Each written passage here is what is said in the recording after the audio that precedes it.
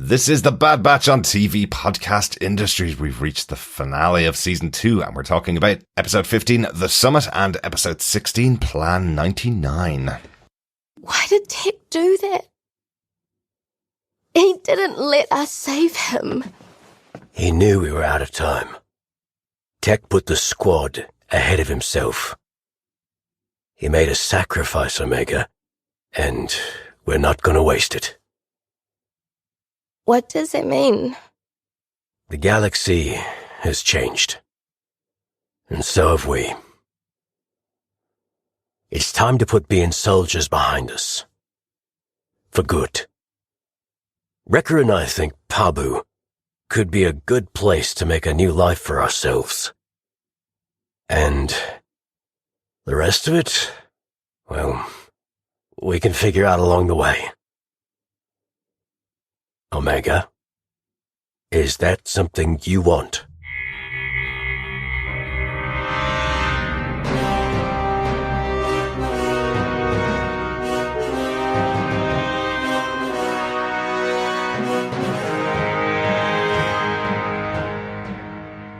Welcome back, fellow Batchers, to the Bad Batch podcast on TV podcast industries. We are at the finale of season 2 of the Bad Batch, and we'll be talking about both episodes that make up this finale, season 2 episode 15 and season 2 episode 16. I'm one of your hosts, Derek.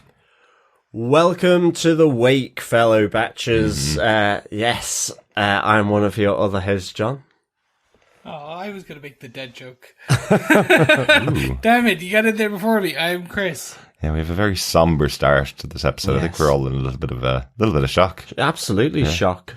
Yeah. Obviously, spoilers for the rest of the episode. We hope you've watched the episode because I think I might have spoiled it in the opening quote that we had in there. Sacrifice, yes. Hopefully you've watched the episode. Hopefully you enjoyed the episode as well. But we will be going into full spoiler-filled detail, as we always do, on our last discussion of the Bad Batch season 2.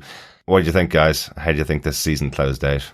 I enjoyed it with a question mark, okay? And that question mark is essentially just, and it sounds more of an inflection of, they left me wanting more. Mm-hmm. They left me with some sadness. They left me with some grief, some elation. It was a beautifully narrated back-to-back finale. I understand why they released both of them at the same time, because it worked so beautifully well. But some of it we signposted, like we called it way ago. Yeah. So, like, quick one, Sid. Mm-hmm. Can you imagine if that came out of the blue? That would be so much more like, oh my god!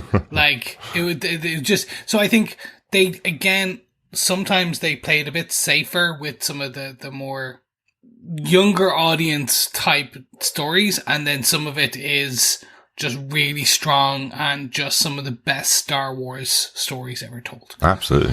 So I think that's kind of, for these 2 episodes, we got a bit of a mix, but overall, very good. Okay. How about yourself, John? Overall, what do you think of the 2 episodes? Absolutely love them. I think great Star Wars animation, up there with Clone Wars and Rebels. And certainly with Rebels, with the emotional punch of Tech and the fallout from all of that. Yeah. So, like, for me, I thought it was fantastic. And dare I say, it might be a bit controversial, but at least until this episode of The Mandalorian, I would say that these last sort of maybe 6 or 7 episodes of The Bad Batch, I've felt more engaged than watching The Mandalorian, actually. Yep. Which is weird to say. But I thought it was really high level. And I mean, I can't even imagine what, maybe a kid of 7 or 8 who's watching this, seeing that. This episode. It's really kind of impactful. Yeah. And I thought as well, just the music around it was just really epic. Absolutely brilliant. Had a great epic kind of feeling to it. So absolutely it loved reminded them. me old school John Williams to like really like just the soaring highs of some of the orchestra. Mm-hmm. Yeah, absolutely. There are moments that are just so well underpinned by the score that you're feeling every emotion that's on screen. I thought it was quite interesting. The quote that I've taken there has a beautiful score underneath it, but when you remove the score completely, it's a really really stark conversation that's going on between the two of them about the end of everything they've known between Hunter and Omega. And interestingly, with the score underneath, it's almost very hopeful. They're saying we're actually going to give everything up and go to this beautiful place, Pabu, to live out the rest of our lives. It's a beautiful score, but when you take it out, it's an interesting change to the dynamic between the two of them. Yeah, absolutely. And I mean, I know that, we had some niggles about, the quote episode of the week, unquote type of thing. Yeah. Just wanting it to sort of progress. But I mean, it's really, really punched through in these last sort of 6 to 7 episodes for sure. Yeah. And, but that is also, to remember that it's a reflection of the previous episodes that have come before that have set all that up as well. So, again, I would go to In Filoni, we trust, for sure. And Jennifer Corbett. And Jennifer Corbett. Yes, and Matt Micknovich as well. Yeah, absolutely. Sure. Yeah, it's interesting you say about the Mandalorian. This is the first week since The Mandalorian started that I didn't watch The Mandalorian as soon as it came out. I haven't seen this week's Mandalorian yet, and we're here on Thursday. So this is the first time though since the start of the series, and I absolutely loved The Bad Batch. Watched it twice, obviously as we usually do, to get my notes together for the episode. But I was really excited to watch it, and I'm going, I'll watch The Mandalorian. I'll turn it on when I get the chance to, and I'm sure I'll enjoy it. But I haven't seen it yet, so.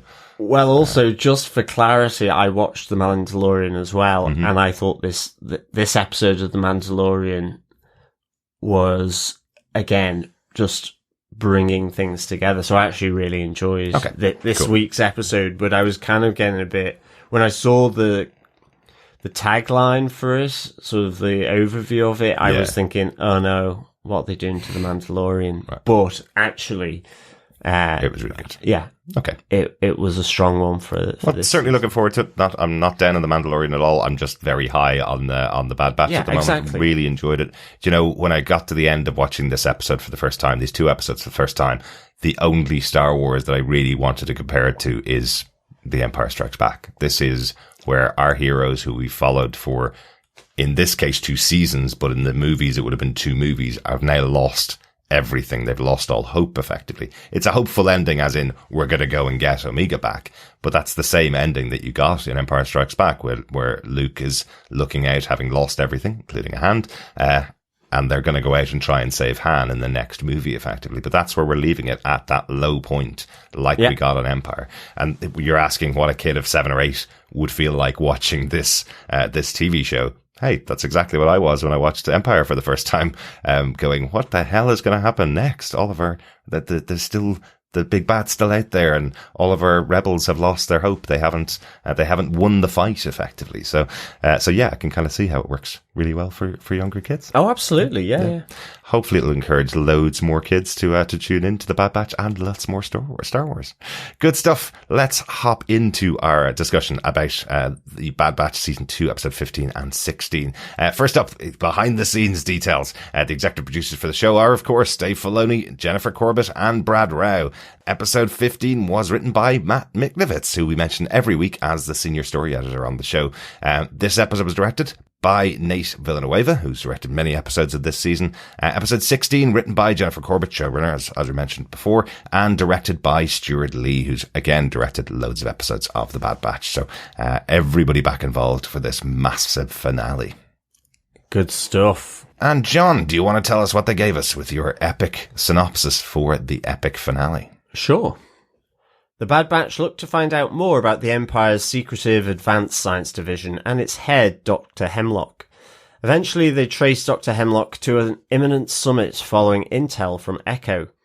Hosted by Tarkin at his compound on Irado, the gathering concerns establishing a network of total control over the galaxy, in which Hemlock's research into the Kaminoans' cloning technology will play a critical role through molecular alteration of the populace. Infiltrating Tarkin's base to place a homing beacon on Hemlock's shuttle, the Bad Batch discovers that Saw Gerrera has also infiltrated the compound to plant explosives to assassinate the assembled top-level Imperial officers.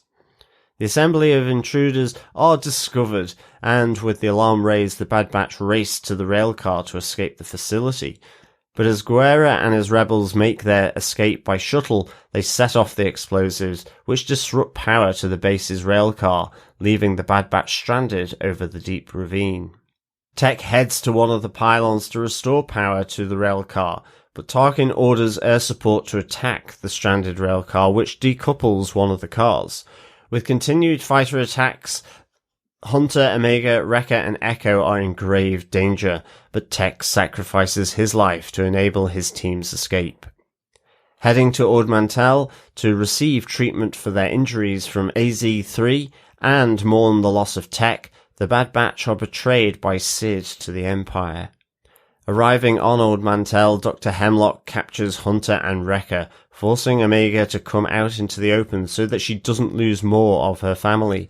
But Omega is taken by Hemlock, and Hunter and Wrecker are sent back to Aradu for interrogation by Tarkin. En route, Echo and AZ rescue their comrades, but are too late to get to Omega, who is brought to Mount Tantiss, where she encounters Nala Se and Crosshair. At Mount Tantiss, Omega also encounters another person, Hemlock's assistant, Emery Carr, her genetic sister. Lots of loss, lots of reveals, and a big cliffhanger at the end of the season. Yes. What more do you want from the last 2 episodes of season 2 of The Bad Batch? Absolutely. Railcars. Jedis. More Jedi. No, No Jedis. No Jedis. no Jedis. Railcars or monorails. Mono. I know. I was calling it a cable car and then realised it wasn't a cable. No. So, yes. Anyway. I guess it's a railcar. Yeah, good stuff. Let's head into our blaster points. Let's start off with blaster point number 1. Named after the episode, episode 15, our blaster point number 1 is The Summit. I absolutely thought this was going to be the name of a facility, and then when they said Hemlock's going to a summit, I was like, oh yeah, that's a conclave of leaders of the Empire meeting up together. That's what a summit is, of course. That's the other name for it. I just thought it was the top of a mountain they were going to, which is, but it was too. Kind of is too, yeah. Yeah, absolutely. It was proper.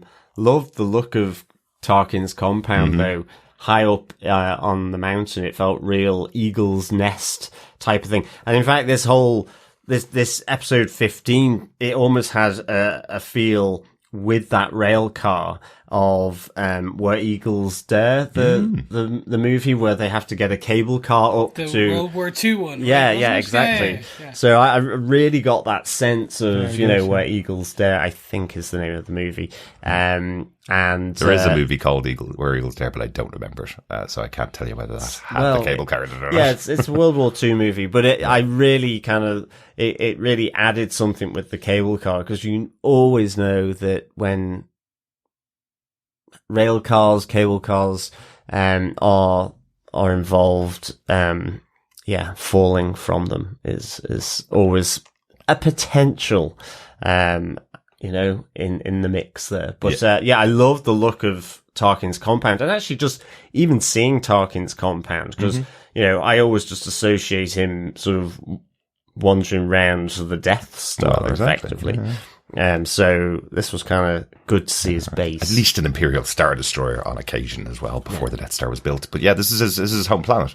Ariado is where Tarkin is from originally. So apparently his family have been in governance of the planet for thousands of years. So this is a Tarkin home world, but it kind of says a lot about him. It's a really secure location, isn't it? That idea that they can't get up to it in any way unless they take the cable cars up. He's got a really good security system for anybody that might want to hop the cable cars. But hey, our boys know how to get around that kind of stuff, right? Very much so. But also, can I just, if you're going to be a supervillain, can you just not have a supervillain lair in a mountain? Like, all that needed is, actually it was thermal generators because it's an active volcano underneath kind of thing. And I was just like, cool. Like, you leaned into bad guy has evil lair in mountain. Yes. It was cool. Yeah. But I was like, you're also in space, or we're in the Star Wars universe. So you could have had it like the summit of a cloud city like Bespin. Yeah. Where the only way up was this hovering was one line. There was ways around. I was just like, it was very on the nose. I found it funny. I laughed and then I enjoyed it. But I was just like, I think it would be less secure if it was like Bespin. Well, you could, but no, it's even worse because there's literally no mountain at all. It would just be air underneath and one. Yeah, which means you can attack it from all sides, literally. It's in air. You could still do that. From the bottom, the top. But you could do that technically on a mountain too. But you'd have to drill through the planet. Yeah, exactly. All right. Fair All point. right. So which type of villain layer do you both want when you become supervillains? Yeah, exactly. I just got very much Hank Scorpio level. But I would go with the Hank Scorpio level sort of, Red Skull type evil there. Mm-hmm. Exactly. Well, look, for me, this was fun. Again, once you get onto what the summit is and you start to see that like Tarkin's there pulling together like Hemlock and all the other kind of 2-degree bigwigs, generals and kind of doctors and stuff across the Empire, or the newly formed evil Empire.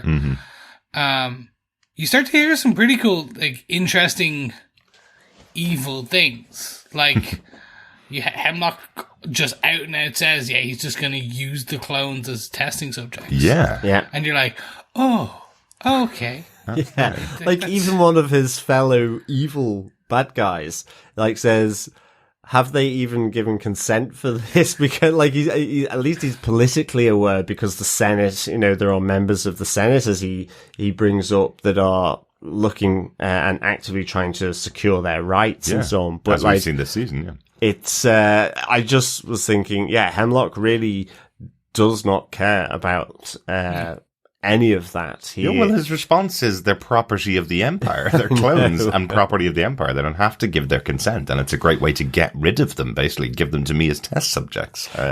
Although Although I did think Hemlock was pretty light on detail when Tarkin asked him how his research was going into the Kaminoan cloning technology.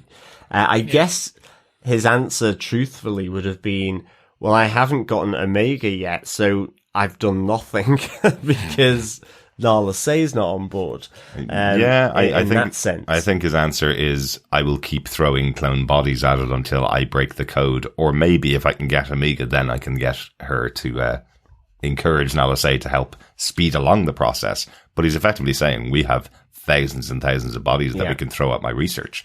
I think also, as part of his answer, which I thought was interesting, the reason why Tarkin's questioning him is because of the amount of budget that he's asking for, as all good managers do.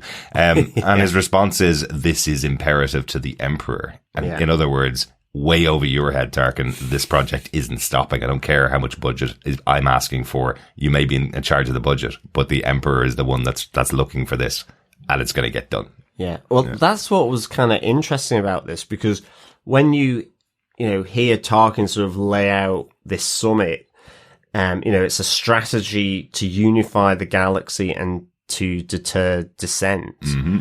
And then he starts talking about molecular alteration to pacify the galaxy. I was like, oh my goodness, this is like next level manipulation happening to the whole galactic population. I was just like, oh my god, this is really bad. Mm-hmm. Can I ask a question? Of course. Do we think that by the time we get to A New Hope, that some of that galactic genetic manipulation has happened? Just because about pacifying, because I'm like, there's always been that question of, well, in the 10 plus years, the 20 years, depending on like the galactic empire, and I mean the actual I mean in terms of the people, not the actual empire itself, the organization. They have kind of just rolled with the punches to a degree.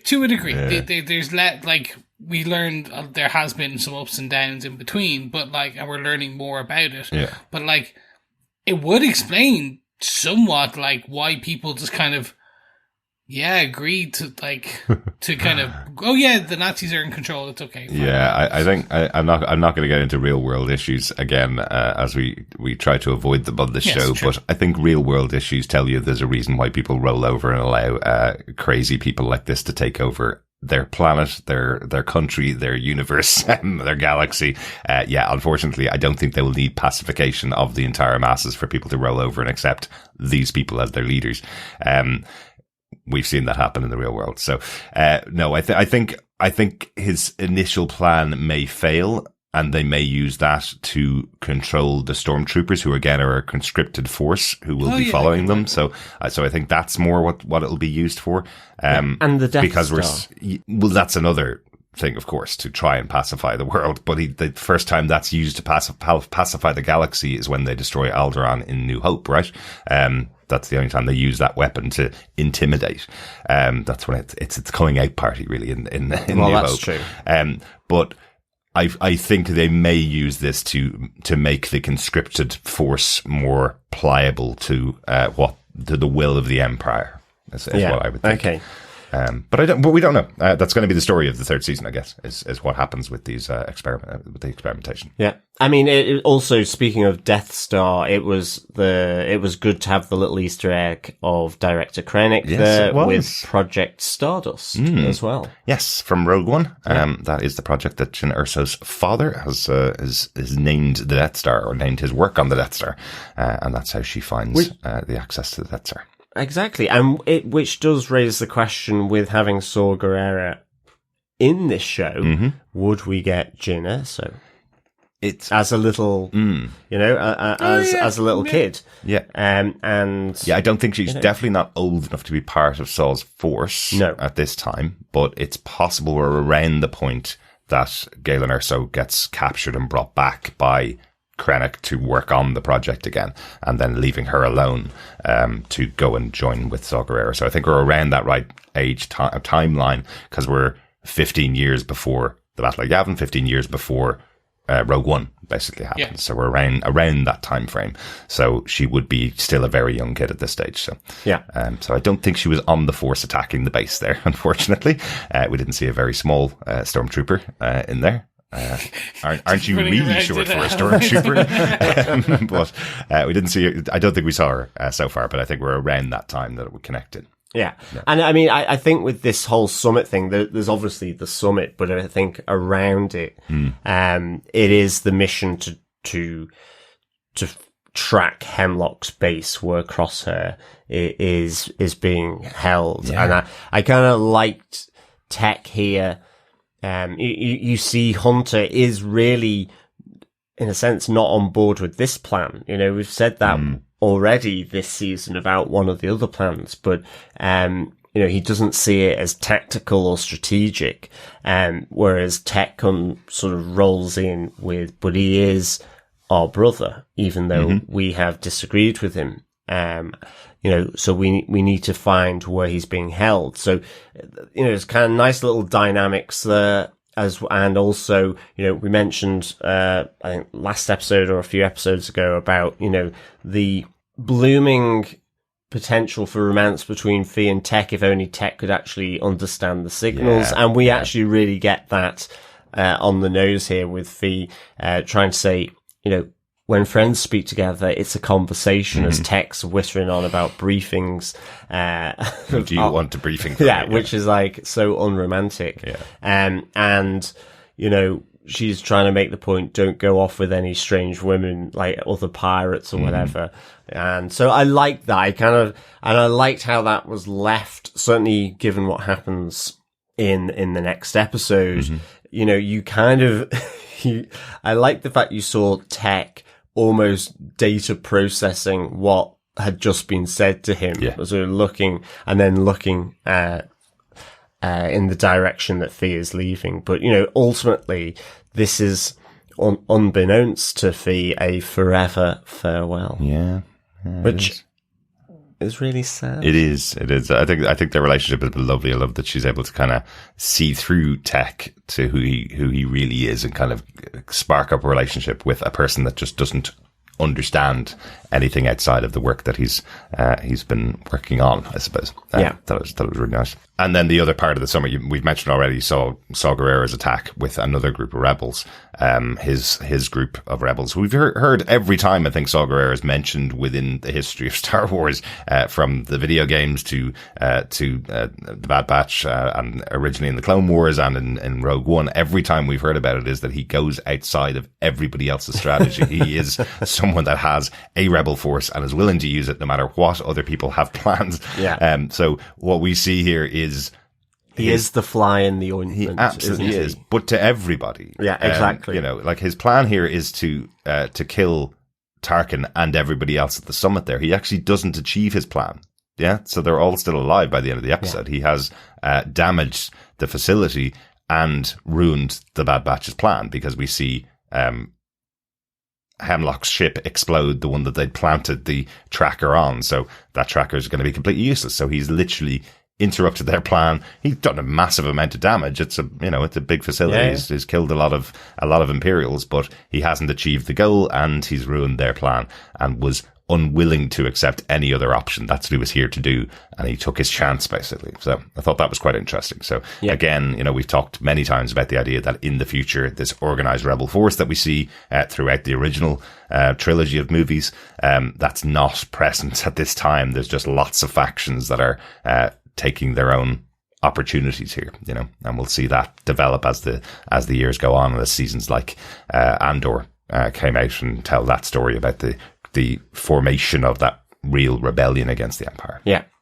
They also just show how much of a person that I could use bad language against Saw Gerrera is. He's singular focus, and no matter what, just doesn't care who gets hurt, what happens, or anything. It's his way or the highway. And they painted that picture across Andor, across, like you said, the video games, across the OG Rogue One. Like, he's just a force to be reckoned with. He's just, like, no matter what you are trying to do, if it doesn't go to his plan, to hell and back with it. Essentially.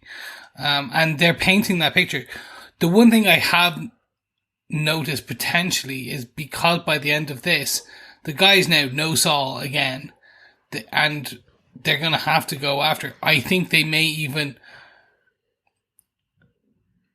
go Saul first over Rex, but to kind of, like, there's a chance that they could need that more crazy kind of rebellion guy than the Captain Rex and all those. Maybe. So I think by having Saul in there is a sliver of crazy hope with them for the next season. Absolutely. And I think you really get the sense from Saw Gerrera as well that anyone is expendable. He won't call off his mission and plan just to save some prisoners. So the small things, it's, as you say, it's just that singular focus, but he's willing to sacrifice anyone and everyone for his goal of, because you get this sense from Saw Gerrera that, it is vengeance from him, and it's so focused on that, and nothing will deter him from that course of action. So you kind of get that sense here again, as well. Yeah, I think keeping with his character. Yeah. Yeah. I think the other thing, I just actually, on a lighter note, I really enjoyed the security officer in his little kind of booth with the other technicians, where he just kept, like, all these sensors were going down, and he's just increasingly sighing as he's like, what is going on now? Oh, have you tried turning it off and on again? Yeah. Oh God, this place is falling apart. It's like, really, he was really good. Also, like the little minor mission of Amiga and Wrecker working together, where Wrecker's making sure that Amiga can get there and plant the unfortunately unusable device on Hemlock's ship. I thought that was a good little moment of excitement as she's trying to avoid all the stormtroopers. It was cool. Yeah, enjoyed that. And poor little droid literally stepped on. Yeah, exactly. Yes. Just caught on Wrecker's foot. The mouse droid. The crush mouse droid, yes. They would be quite annoying if you're trying to do a silent operation. Yeah, they're quite squeaky, aren't they? They are, yes, absolutely. Let's move on to blaster point number 2. The emotional heart of these 2 episodes, really. The rail car and our team stuck on board the cable car or the rail car. Yes, in real jeopardy here because of the problems that Guerrera has caused for them by effectively setting off all the explosives. I thought this was really good. I mean, there's nothing like a, elevated action sequence to get my legs a wobbling. I did feel a bit like Wrecker, as they're heading over, where he's like, this isn't so bad. And then sort of the cloud opens up and he sees how high up they are. Yeah. But, oh no. Yeah, I kind of just really, I enjoyed this, as well as then it being like a gut punch with what happens to Tech, because it really did feel like high stakes, high jeopardy for them. And I love the fact that actually it came from Tarkin. Tarkin has always been that decisive person. I mean, so much so he got himself exploded because his advisors were telling him they see what the rebels are doing, and he's like, in our moment of triumph, it's almost too focused. Absolutely. But his focus of just like saying, get fighter ships to blow them off the monorail effectively. But it could kill our men. Who cares? They're expendable. Yeah, exactly. Like it all comes from his sort of Sounds real like decisiveness. Well, exactly. Yeah. As I was saying, it's just like that singular focus. I mean, Tarkin is really focused. And I have to say, just in general, I really like the Bad Batch.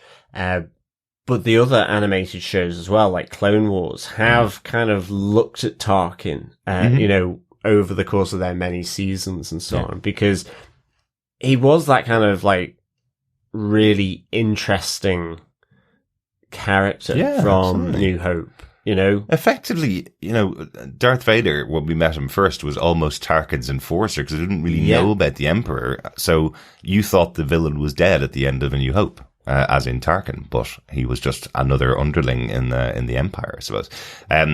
I love this. I love this scene. I think just even the makeup of the scene itself, where we have the 2 battling cable cars, Bad Batch on one side, the stormtroopers on the other side, shooting across at each other. There's no easier foe when you're in a shootout than a bunch of stormtroopers who are at distance trying to shoot at you, and they will hit. They're just about hitting the side of the rail car occasionally. But I did really like the setup of it. Love the having a 2-story rail car makes sense, because then you can have a little bit more action, different places. That's quite cool. Everybody taking their shots, trying to get out of this situation. It's cool.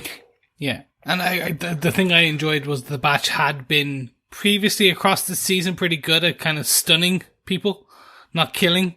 Yeah, they definitely killed a few folks in this episode. Like just getting into the summit.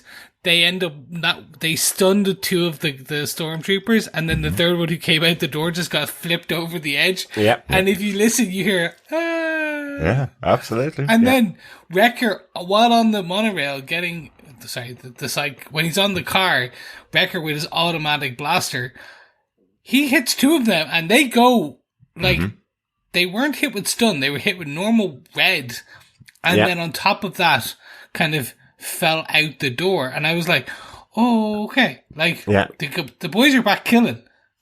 When life's on the line, they take life. I think just some of those scenes of the stormtroopers getting hit, and then you see him fall from the rail car. I just was really, into the cloud were really good, and even once the power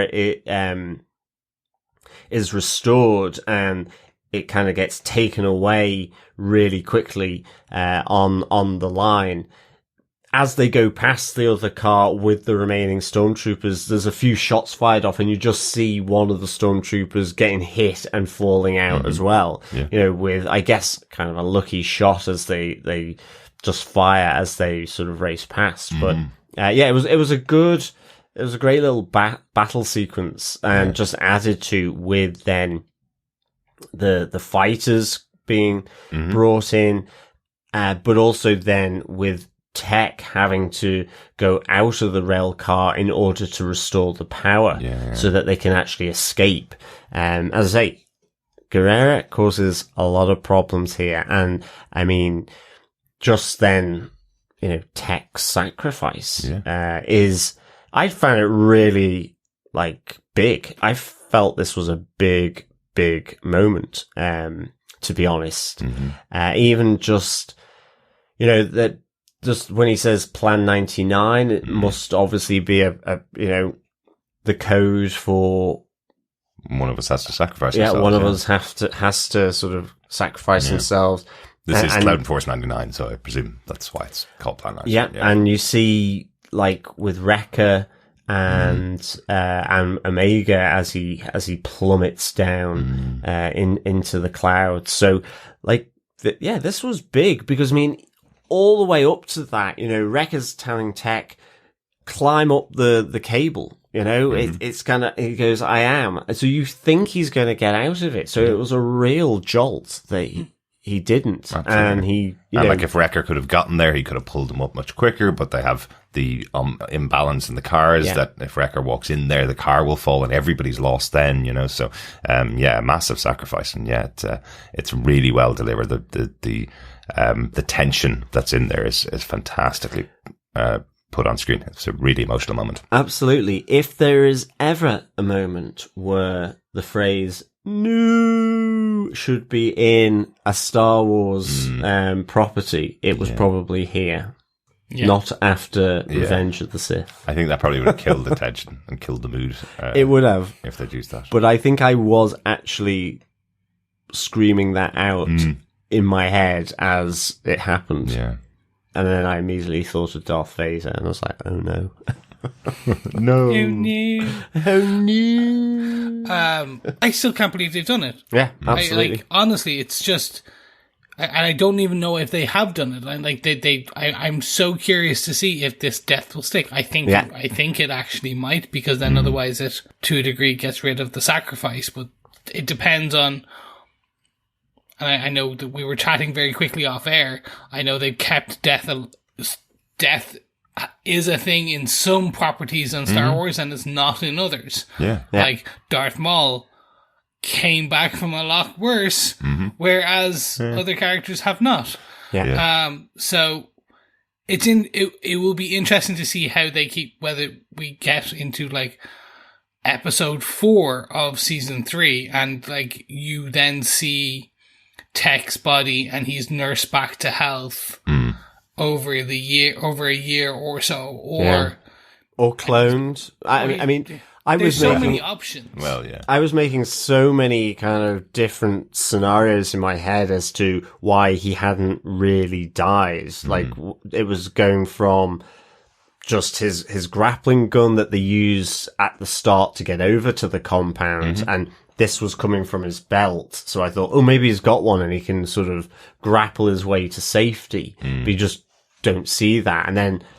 But his gun is dropped. So I was like, is that the same gun? Because I actually didn't really want to believe it. And even, I guess, with Hemlock showing the goggles, okay, that's pretty definitive. But then I'm like, is that all they found? Right. Do you know what I mean? That's what I was going. And then throughout, I was like, he'll be a surprise, sniper shot from the back, or a shot. He'll turn up in the shadows in this episode. Right. And they didn't. And that's why I'm like, I'm very interested to see next season now. Right. Will this stick? Oh, and I have no qualms about either way. Yeah.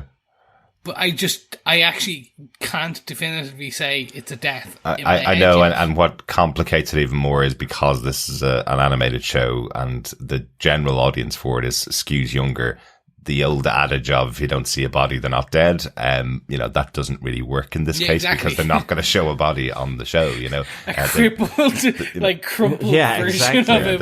They pretty much, as definitively as you can on this type of animated show, they've pretty much gone, he's dead. Everybody's mourning him. Here's the goggles. But could they bring him back? Absolutely. There's 100,000 ways they could. And Definitely. would it be a great reveal? Absolutely. But I'm going into season 3 expecting that it's dealing with the fact that the Bad Batch have lost one of their own.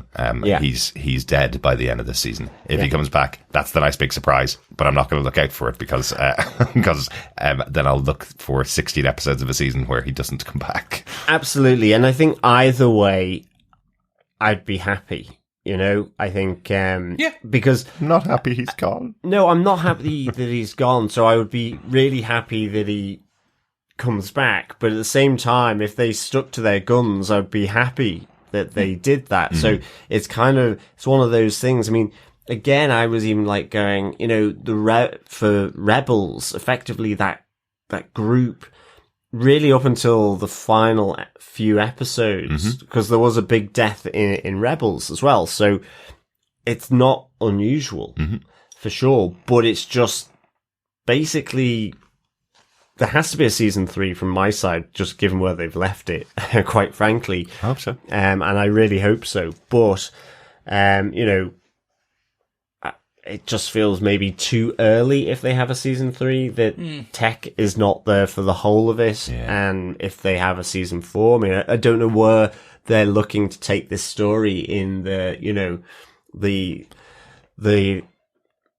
mountain lair of Dave Filoni and Matt Miknovich and Jennifer Corbett, I guess. Well, we've got what, as I said, 15 years till we see Old Age Rex balding and graying.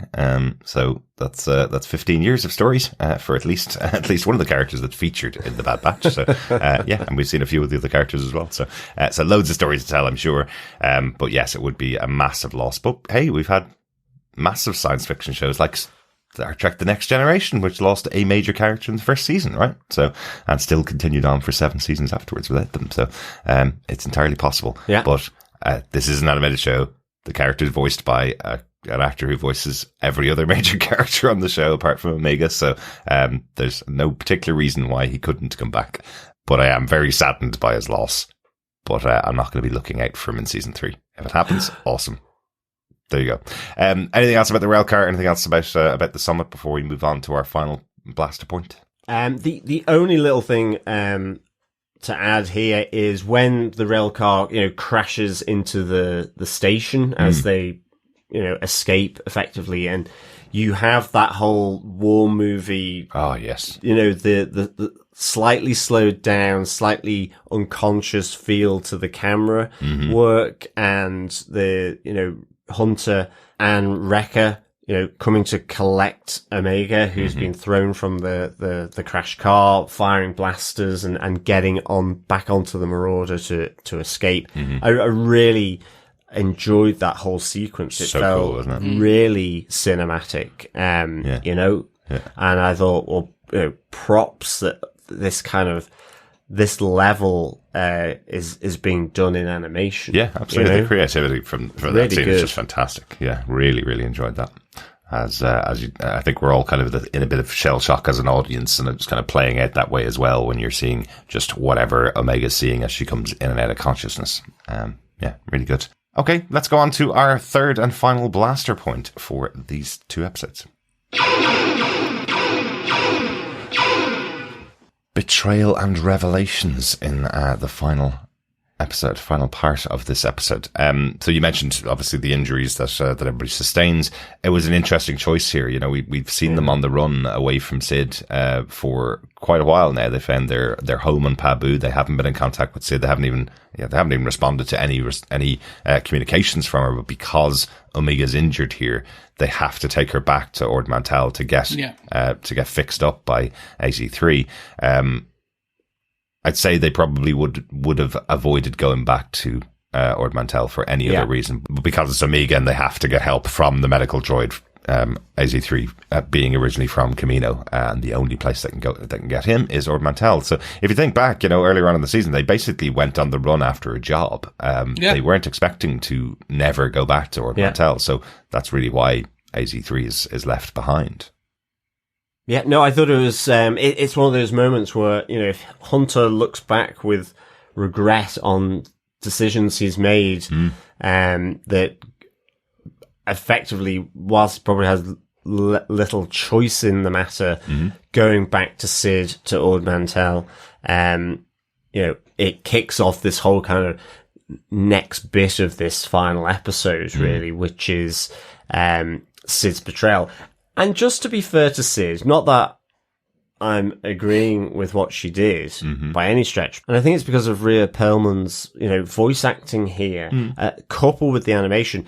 I like the sense of regret that you could see. Like, there was an element when she was speaking with Wrecker at the bar, it's like, I had no choice. And I felt that actually she meant it. She wasn't just saying it. And then she was really kind of dejected as, Hemlock effectively gives her the case of credits and he says, you can go now. It's almost like she kind of just dropped her head and sort of slinked off. Kind of. I don't agree with what she did.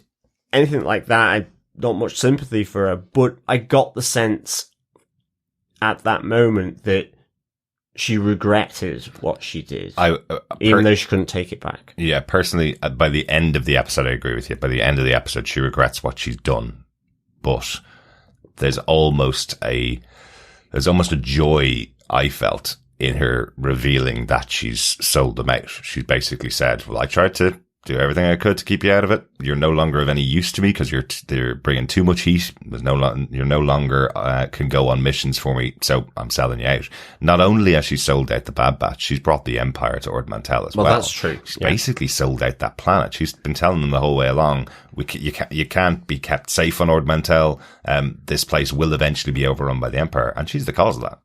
Absolutely. By this episode. Yeah. I'm just giving giving her a little bit of column B as well here. I can see at the end she doesn't take she doesn't take much joy in that caseload of credits that she gets. She's pretty dejected when he kind of says to her, it's like he's not giving her the reward of, aren't you a great asset to the Empire? He just says, thanks for your service, now get out of here, basically. Yeah. I'm very much more on the Derek side of things.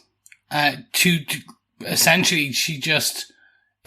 Let's just be clear. I'm on the Derek side of things as well. It was just what I noticed from. Yeah. You do. And I agree. I think it's just at the end when she sees the full impact of her decisions. I think exactly. Just in that initial where she's talking to Wrecker, she's like, "This is your fault. You forced me this." Yeah. Yeah. No. Absolutely. Absolutely. The delivery. You're right. And John, you're right in the delivery. Like, to that point, it's been harsh. And throughout the season, they've been slapping us in the face with a giant fish of Sid is bad. Yeah. Sid is going to sell them out. Sid is not to be trusted. Yeah.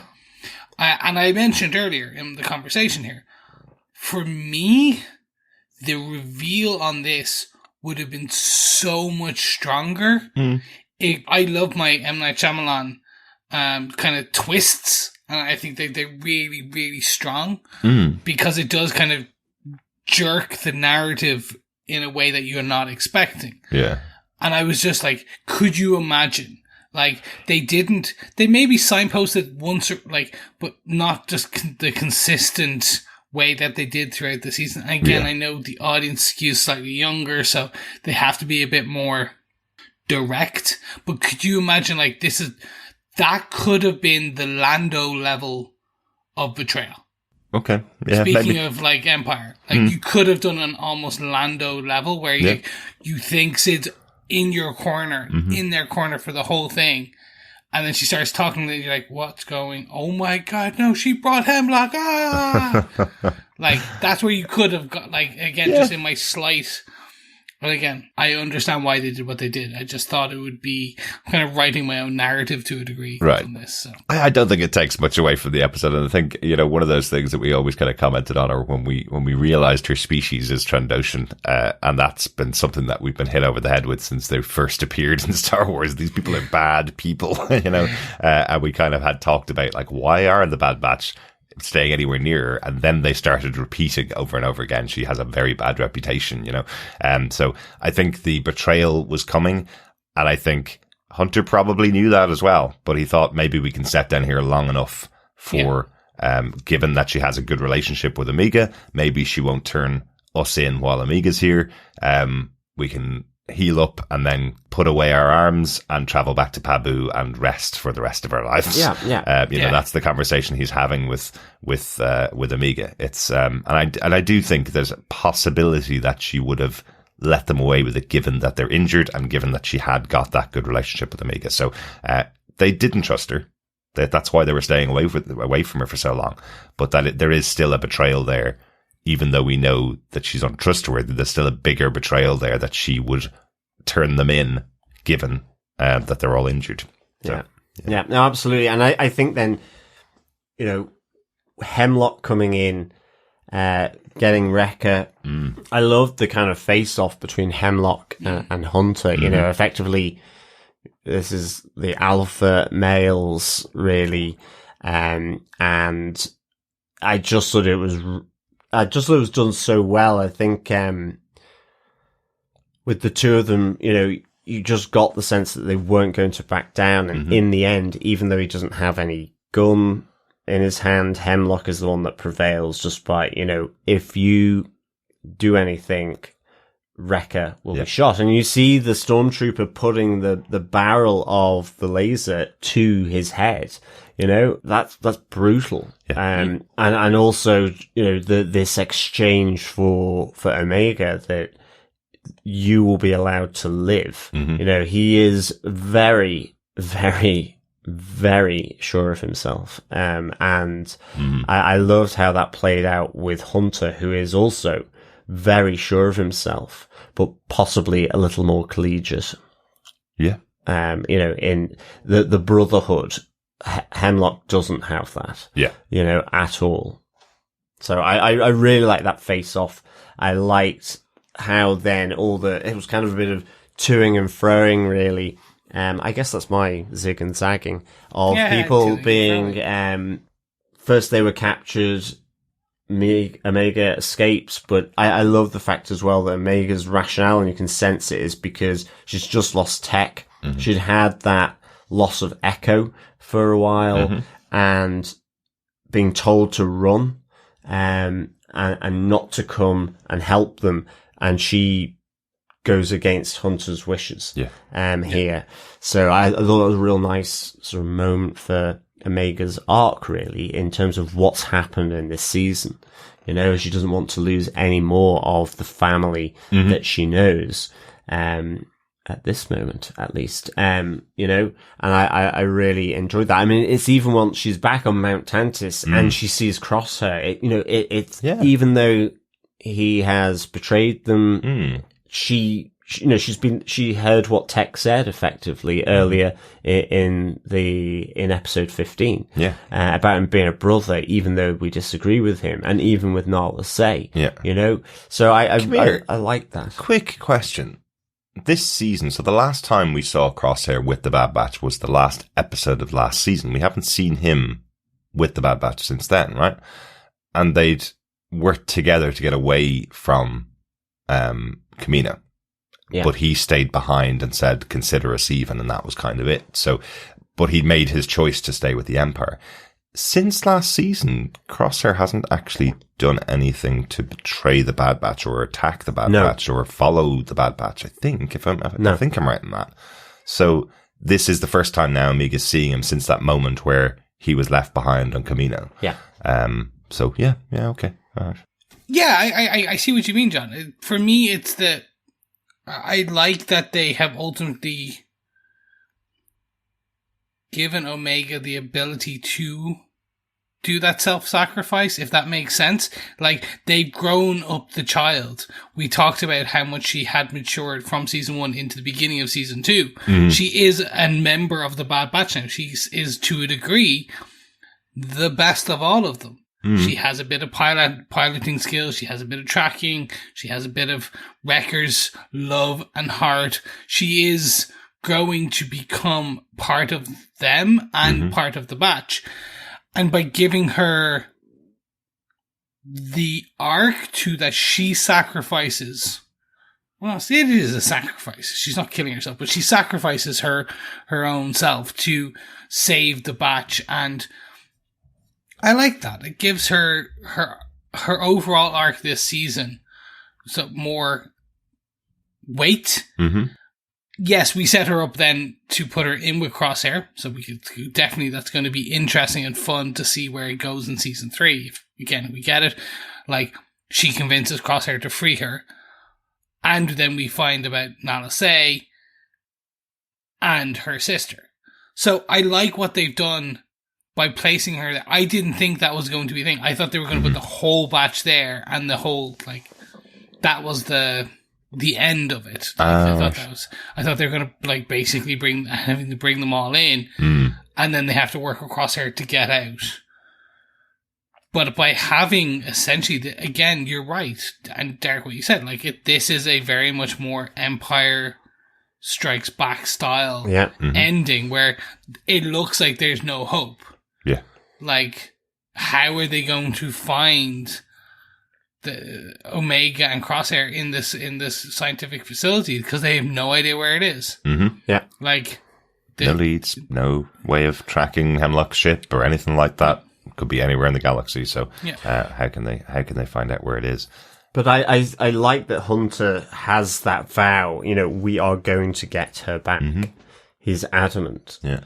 I wonder if it will follow, you know, that path of, you know, the request really from Hemlock is send more clones for experimentation on this planet. So I guess that's a way to track them, right? If there's groups of clones being moved from prisons or moved from active duty into off somewhere unknown, they follow that to find their way to. That's how they discovered it first. Yeah, exactly. There's definitely ways. It's just, again, it's the bleak outlook. Yeah. Exactly. But it leaves us with... Which we love. Yeah. Oh, well, yeah.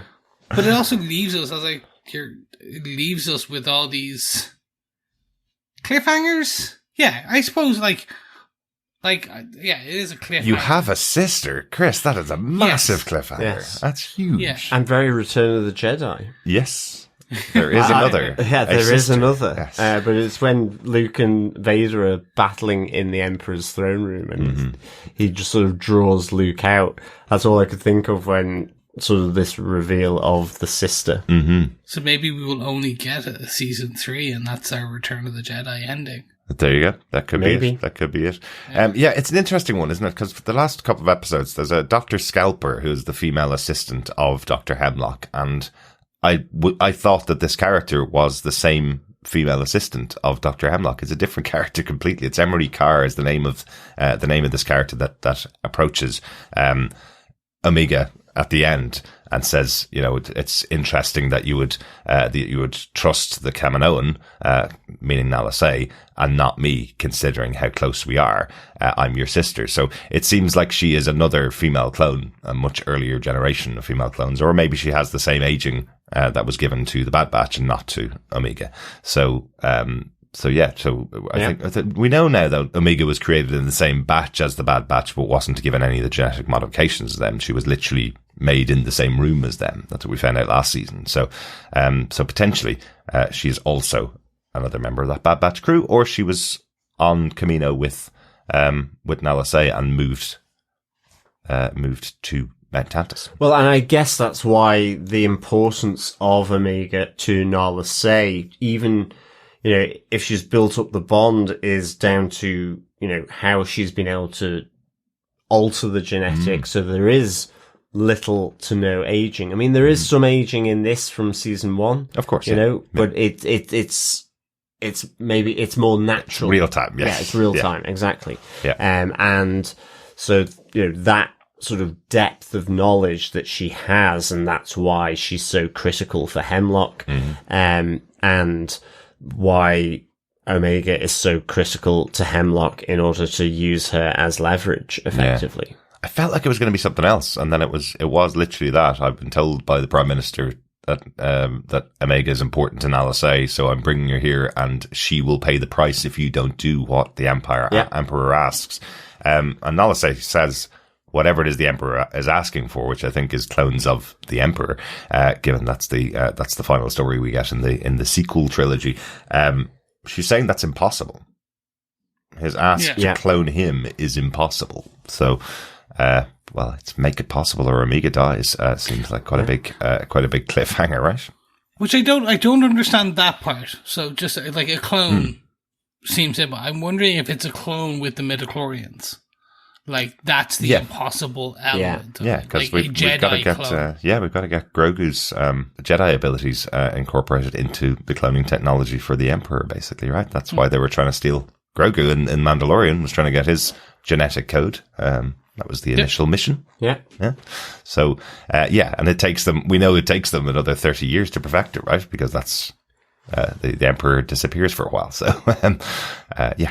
So I was somewhat, I'm not going to lie, I was somewhat, that's like, they literally told us ages ago that's exactly why Hemlock wanted Omega. Yeah. They told it to us.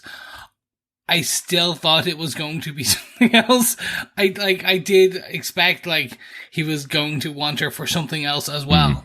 Yeah. But, fine. Like, it's a way to move the story forward, so I get it again. Just, when are they going to tell me she's a Jedi? They're not, Chris. They're not. I know. So actually, I'm going to say this from my side. I no longer think that. Yay! Literally, they have given her all the opportunities now throughout this season to have that Force-sensitive element come out, to have some form of connection, to have something. Yeah. That is not the story. That's fine. Yeah.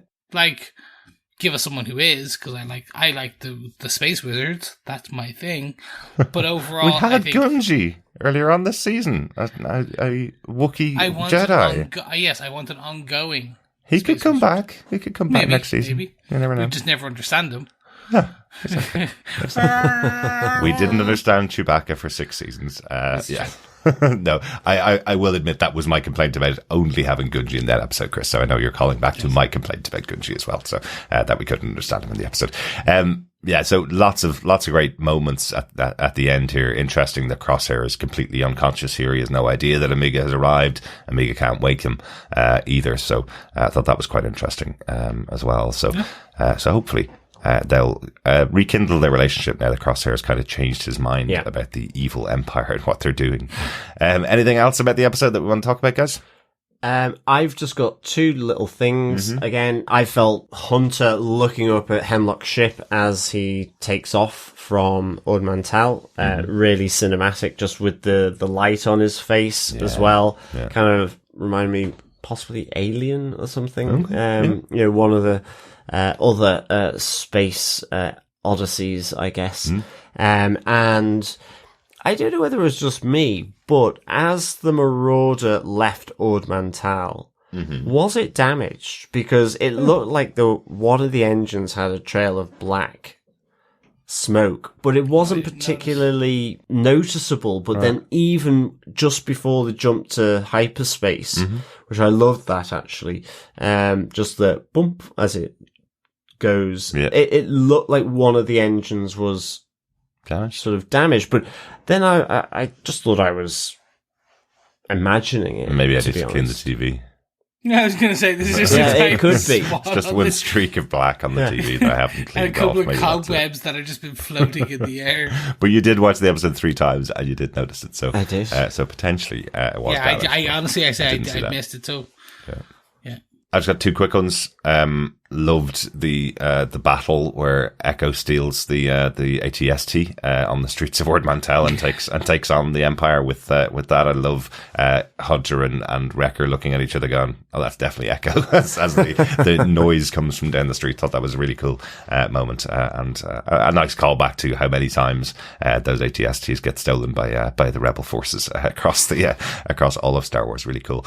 The other one I just wanted to call out just because it is quite interesting that both season 1 and season 2 have ended on Mount Tantus with a new prisoner arriving who is of great importance to the Empire. This season, Omega. Last season was Nala Se's arrival. So just think it's interesting that is obviously a central location for the Bad Batch. This is their big location, right? This is the Holy Grail. This is the big bad. Yeah, that's what they need to find. That's going to be the mission if we do get a season 3. Hunter is going to have to go all Indiana Jones. Yeah, absolutely. Have to climb up Mount Tantus.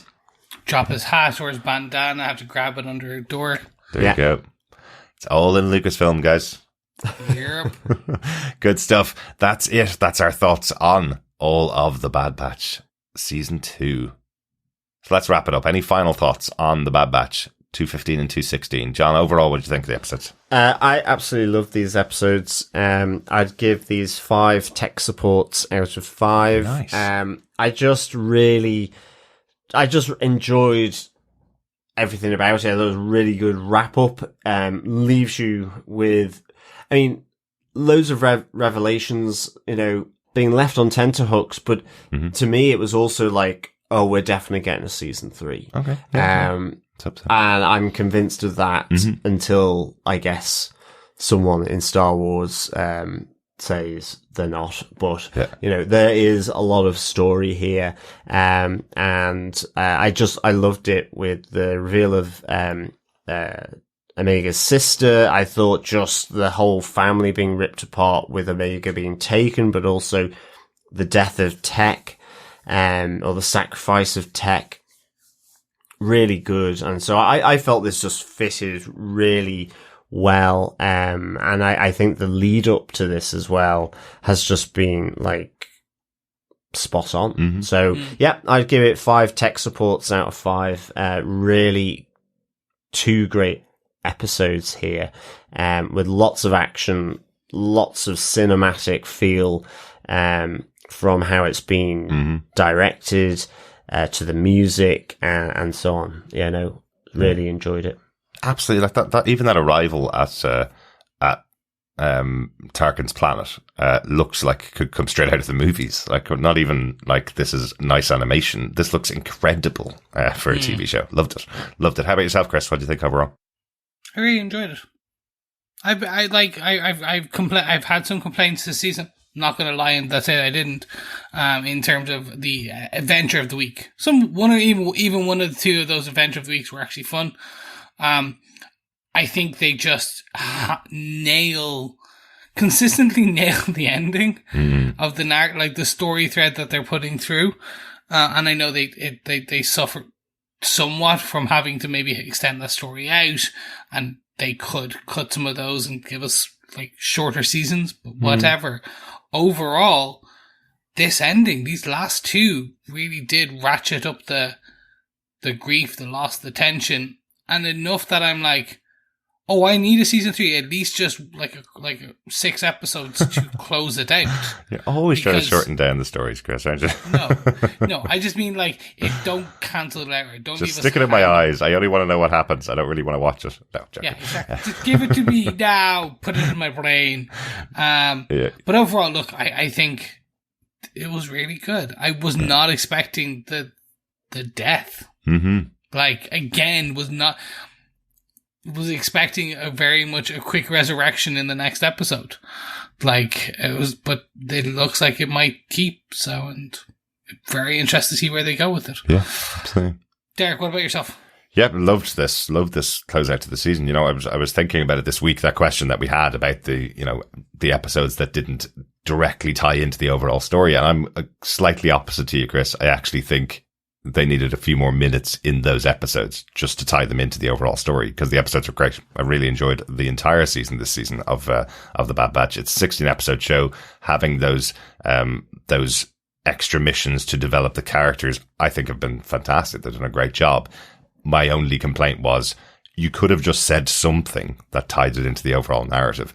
They felt more standalone than they could have been.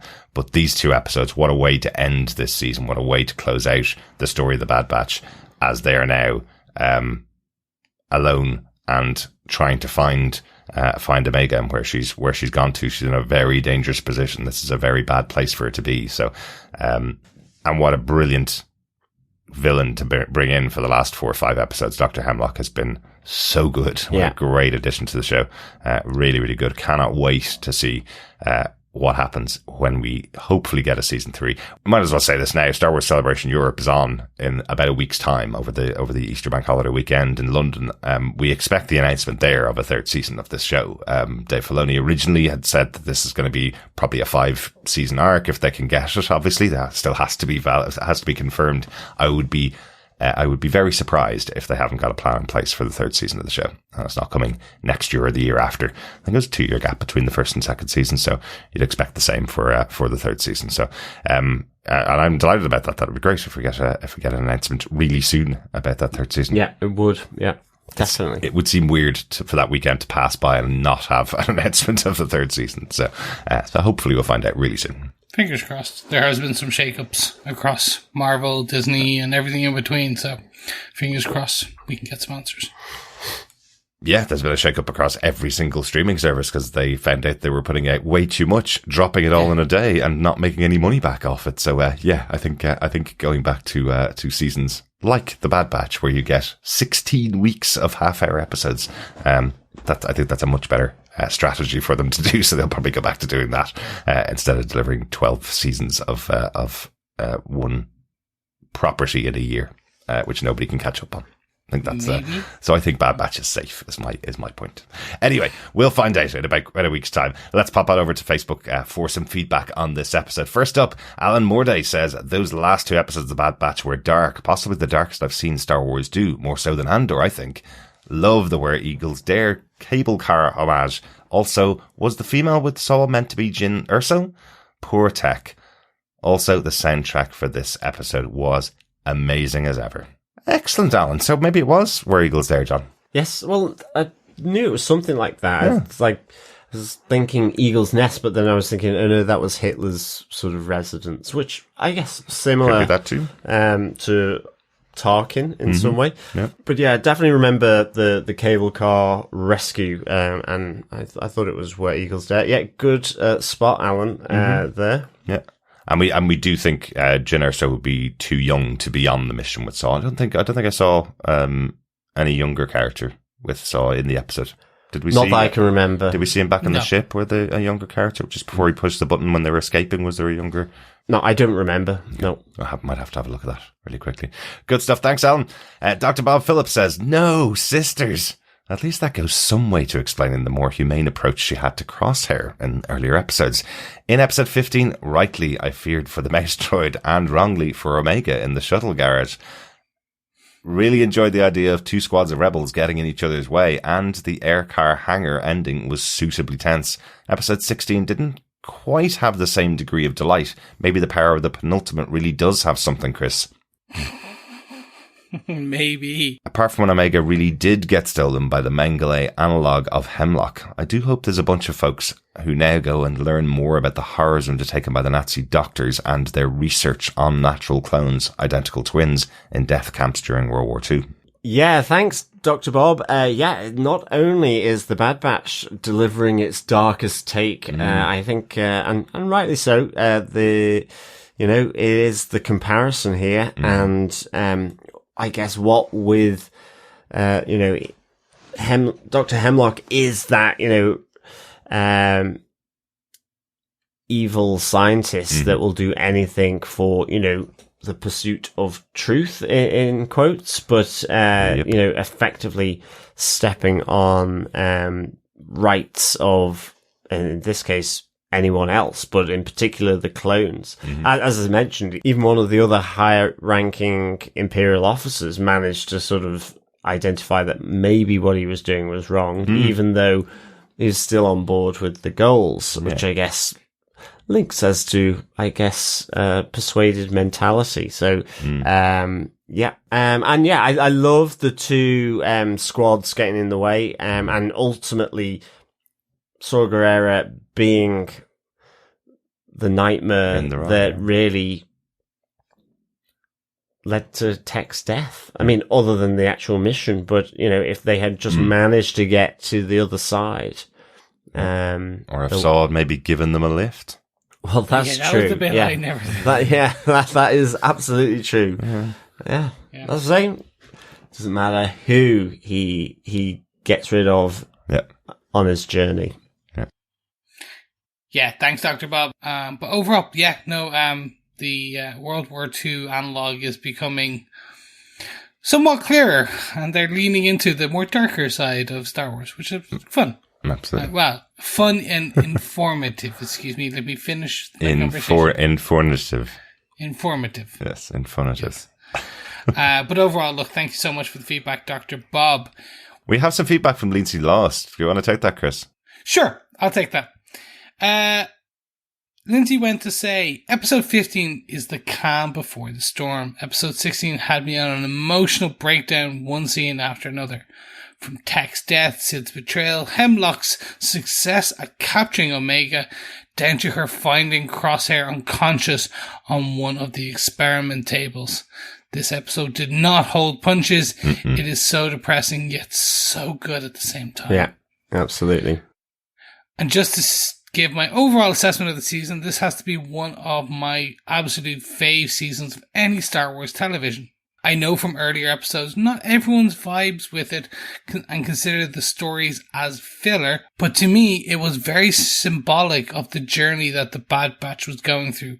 They were trying to figure out their place in the world outside of being soldiers for the Republic. Mm-hmm. It was a slow burn, but a very well done story of a small character development, one episode at a time. And it manages to pay off the little sprinkles of hints from across the series, and really brought their A-game for those final few episodes. I sincerely hope we get a season 3 renewal to continue with these stories. I am so devastated as a fan of these characters, but on a storytelling level, there is so much more for them to explore. Mm-hmm. With Hunter, Wrecker, Echo dealing with the grief and trying to save Omega. With Omega and Crosshair, what kind of bond will they have in comparison to the bond that they both had with their other brothers? I'm so curious and devastated at what Crosshair will think once he finds out that not only did they try to save him, but Tech died in the process of doing so. Mm-hmm. That is true. To think Crosshair looked so prepared to never escape Hemlock's hellhole just to protect everyone, only to lose Tech and have Omega end up in Mount Tantus. I could really go on and on about how much this show impacted me, but I will spare you all and just say cheers to all of us for making it through this phenomenal season of Star Wars. And here's to hoping for more and for a hopeful resolution for all of them as well. Thanks, Lindsay. That was amazing feedback. And yeah, I think, look, I know it didn't vibe, as you say. Not every episode vibed with me, but overall, I agree with you. It's been a phenomenal season of TV. Mm-hmm.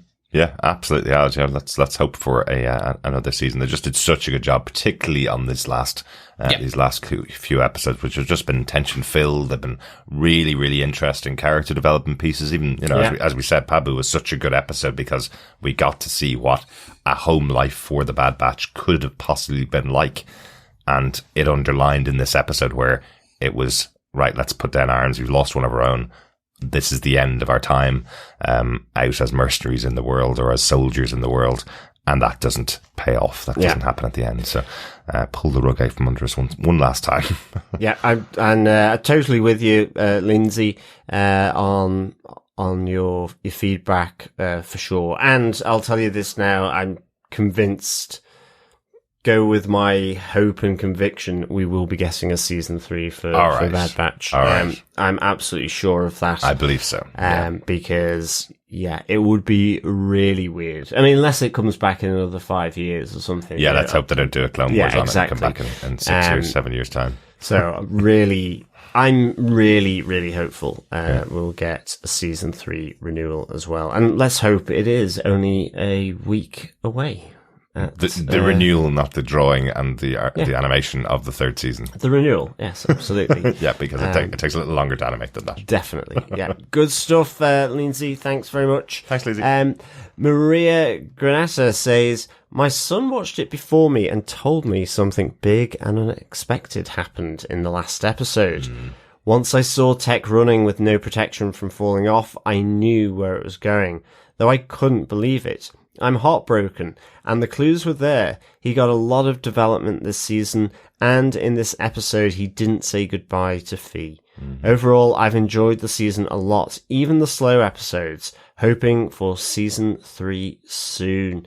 Thanks, Maria. Yeah, absolutely. When you look back at the previous episodes with Tech getting a lot more development, you can see not so much that it signals his death, but it impacts much more heavily emotionally because you have had that development. You've gotten to know the character, and I think certainly with Thee, that's a real kick in the teeth. Really.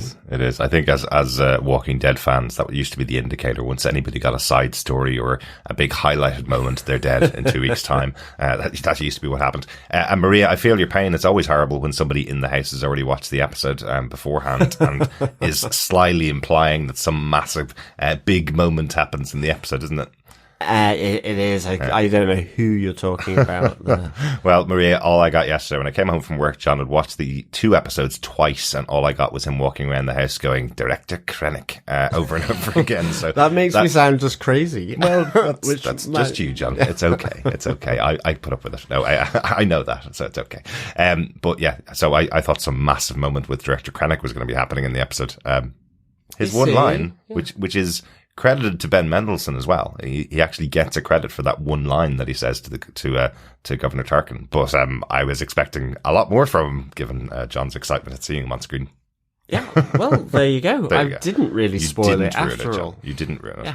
Good stuff. Thank you so much for your feedback, fellow Batchers, for this entire season of The Bad Batch Season 2. Hopefully we'll hear from you again when we come back with our coverage of, let's say, Season 3 of The Bad Batch. We'll be back. We'll be back with Clone Force 99.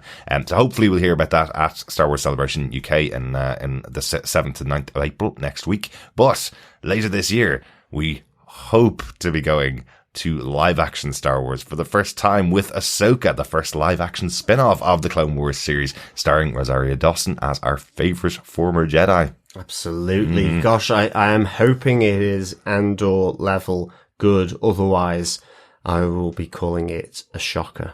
I'm sure it's going to be really, really good. We've got Grand Admiral Thrawn going to be in there. We've got Ezra Bridger's going to be in there. Sabine Wren from Star Wars Rebels. Really excited. And Chris has time before that to actually watch the rest of Rebels and see why we're all so excited about these characters.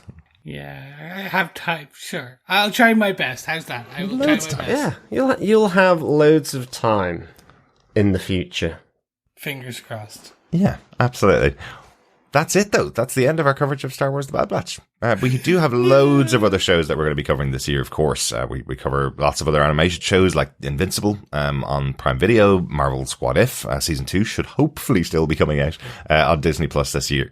And we are continuing our coverage of Star Trek Picard at the moment. We've got 4 more episodes of Picard to come out on this feed here on TV Podcast Industry. So hopefully you'll find something else to fill up your time while waiting for Season 3 of The Bad Batch.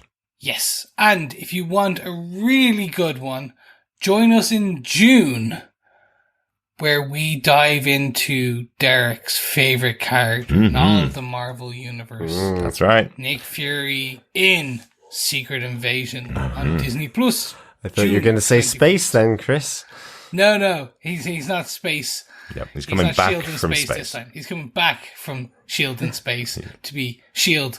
on Earth. Well, S.H.I.E.L.D.'s gone, unfortunately. He is coming back from his work in space with the Skrulls for Secret Invasion. Can't wait for that. Really, really excited. That's coming on the 21st of June for its debut on Disney Plus. Really looking forward to that. Great stuff. Thanks so much for joining us. We'll talk to you again next time, hopefully. Yes, thank you very much, and speak to you again soon. Yes, thanks so much, fellow Batchers, for joining us. Can't wait to chat to you again soon when we talk about Season 3, which is hopefully being announced next week and probably coming out this time next year. Who knows? Or the year after. Might be 2 years. I'm just living my best hope here. Living the dream. Living the dream. As Saw Gerrera once said. He didn't, and that's still. Anyway, bye. Yep. Bye, fellow Batchers. Remember, keep watching, keep listening, and keep being bad. Bye.